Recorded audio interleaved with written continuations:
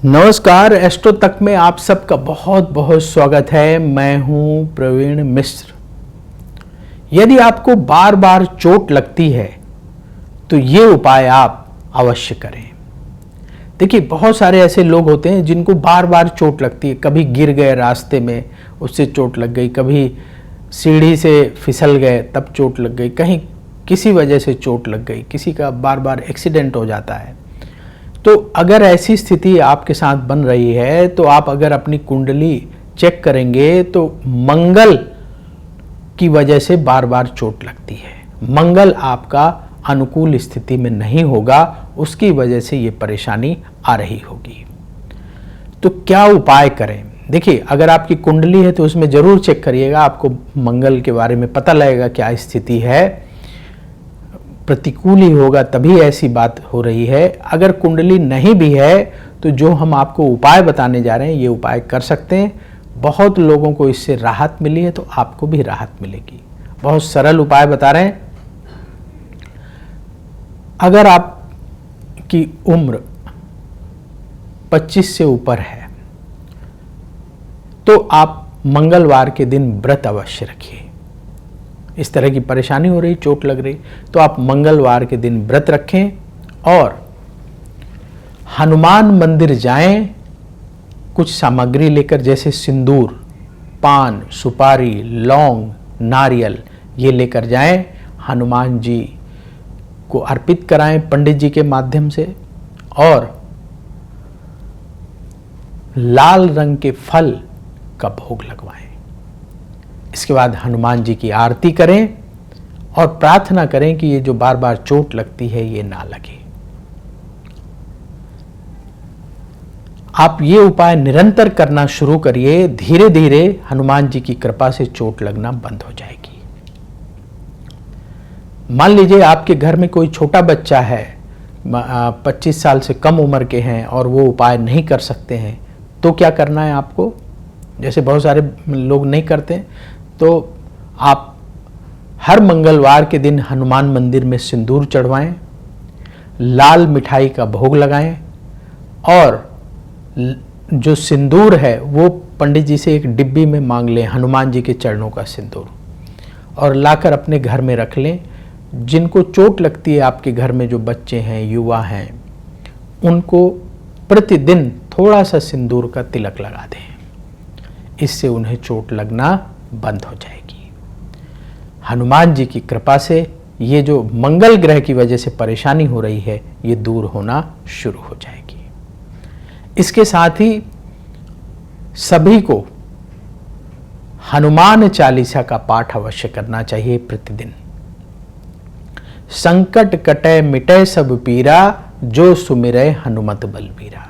जो हनुमान जी का स्मरण करते हैं, हनुमान जी की पूजा करते हैं, हनुमान चालीसा का पाठ करते हैं, हनुमान जी की कृपा से उनके सारे संकट दूर होते हैं।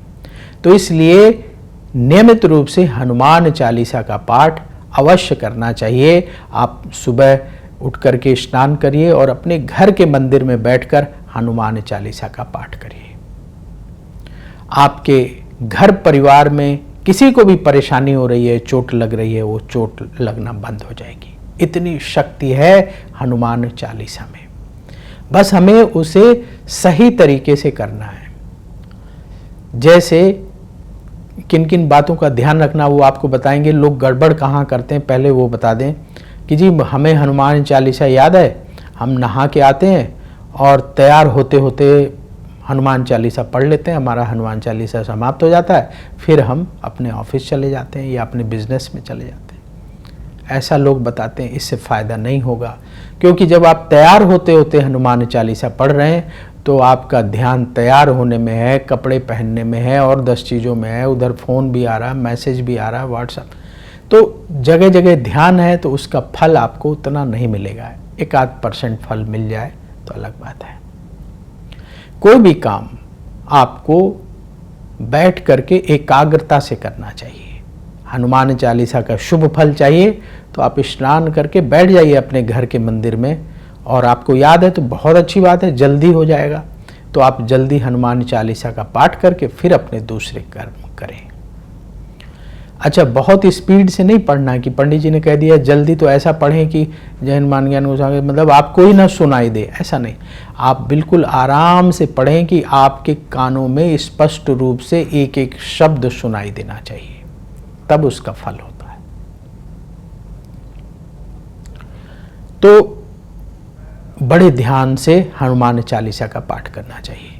दूसरा, कुछ लोग क्या जो है बताते हैं कि जी हम समय कम होता है तो हम अपनी गाड़ी में हनुमान चालीसा चला लेते हैं और ड्राइव करते हुए ऑफिस चले जाते हैं, सुन लेते हैं उसी दौरान हनुमान चालीसा। तो वो भी उचित नहीं है, क्योंकि आपका 10 जगह ध्यान है, गाड़ी में बैठकर आप हनुमान चालीसा सुन रहे हैं और शुभ फल की उम्मीद कर रहे हैं, तो उतनी उम्मीद ना रखें। पूजा को पूजा की तरह करें, तभी उसका फल प्राप्त होगा।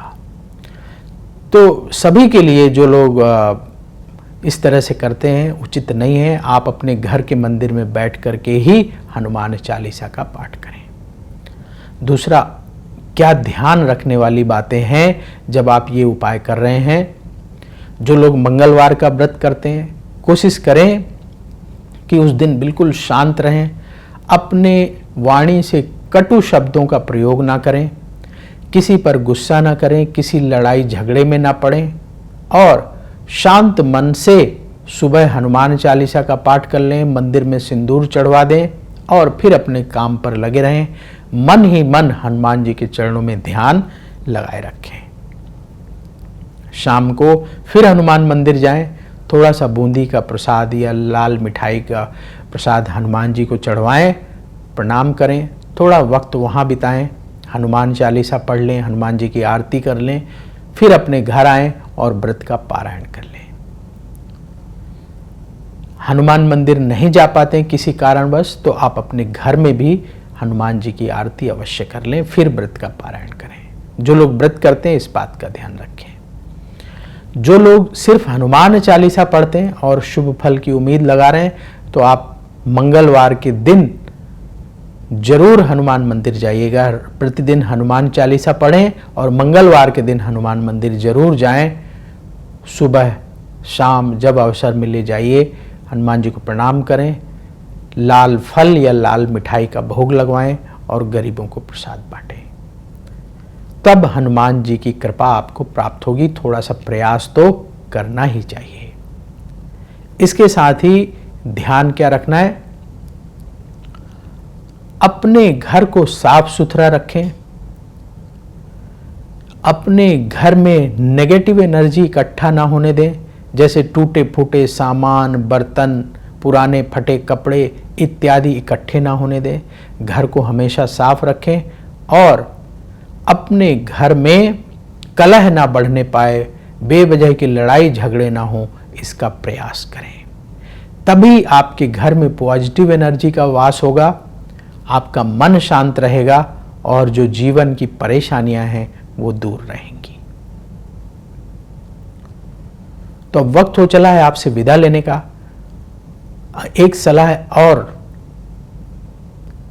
कभी भी बिना कुंडली दिखाए मूंगा ना धारण करें, क्योंकि एक दर्शक ने सवाल पूछा था कि क्या हम मूंगा पहन सकते हैं।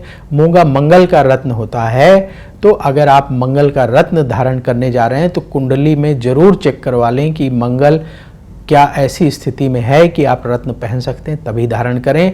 ऐसे बिना सोचे समझे मूंगा धारण नहीं करना चाहिए। तो छोटी छोटी बातें हैं, इनका अगर आप ख्याल रखेंगे तो हनुमान जी की कृपा से चोट लगने वाली जो आपकी परेशानी है वो दूर हो जाएगी। तो वक्त हो चला है आपसे विदा लेने का। कमेंट बॉक्स में जय श्री राधे जरूर लिखिए। राधा रानी की कृपा से तुरंत आपको पॉजिटिविटी की प्राप्ति होगी। बोलिए जय श्री राधे। क्या कहती है आपकी राशि, कैसा होगा आपका दिन, क्या है आपके लिए शुभ रंग, कौन सा उपाय आपके बिगड़े काम बना देगा, पर्व और त्योहार मनाने से आपको क्या लाभ होगा, ग्रहों के बदलते गोचर कैसे आपकी किस्मत पर असर डालते हैं, अपनी किस्मत चमकाने के लिए आप क्या विशेष उपाय करें, ये सब जानने के लिए देखिए एस्ट्रो तक, सिर्फ एस्ट्रो तक नमस्कार।